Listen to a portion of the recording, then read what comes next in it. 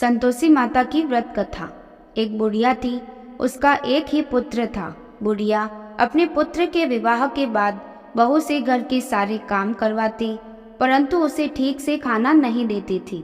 यह सब लड़का देखता, पर वह अपनी माँ से कुछ भी नहीं कह पाता। बहू दिन भर काम में लगी रहती, खाना बनाती, बर्तन साफ करती, कपड़े धोती और इसी में उसका सारा समय बीत जाता। काफी सोच विचार कर एक दिन लड़का माँ से बोला, माँ मैं परदेश जा रहा हूँ। माँ को बेटे की बात पसंद आ गई तथा उसे जाने की आज्ञा दे दी। इसके बाद वह अपनी पत्नी के पास जाकर बोला, मैं परदेश जा रहा हूँ, अपनी कुछ निशानी दे दो। बहू बोली, मेरे पास तो निशानी देने योग्य कुछ भी नहीं है। यह कहकर वह पति के चरणों में गिरकर रोने लगी। इससे पति के जूतों पर गोबर से सने हाथों से छाप बन गई। पुत्र के जाने के बाद सास के अत्याचार बढ़ते गए। एक दिन बहू दुखी होकर मंदिर चली गई।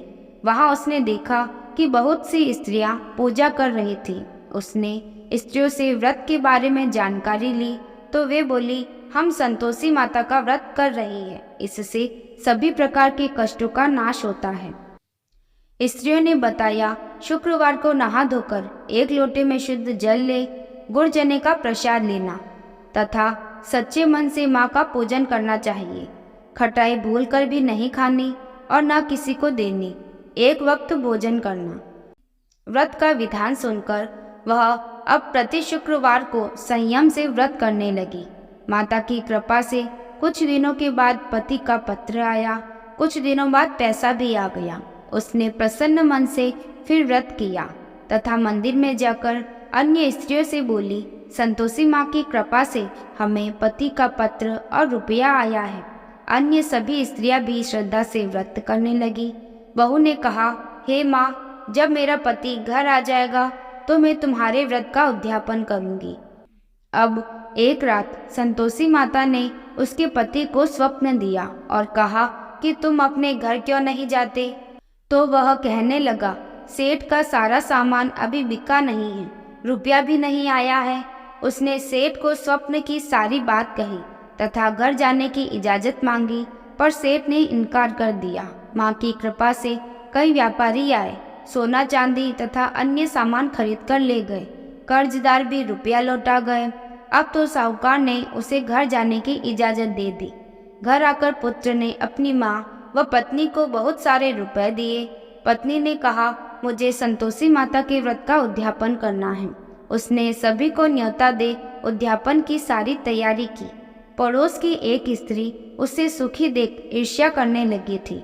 उसने अपने बच्चों को सिखा दिया कि तुम भोजन के समय खटाई जरूर मांगना।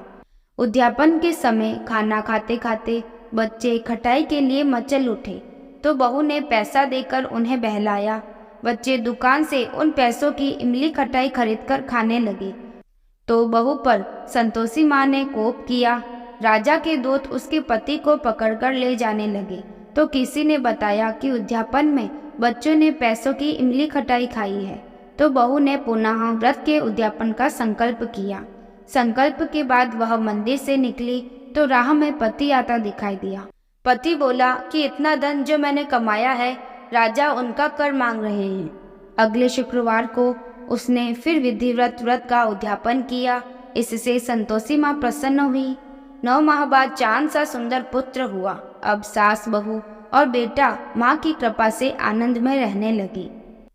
इस प्रकार जो भी संतोषी माता का व्रत करता है और व्रत की कथा सुनता है, उसके सभी कष्ट दूर हो जाते हैं और घर में सुख समृद्धि का वास होता है। धन्यवाद। आपको यह कथा कैसी लगी कमेंट करें। अगर अच्छी लगी है तो लाइक करें और इस चैनल को सब्सक्राइब करें।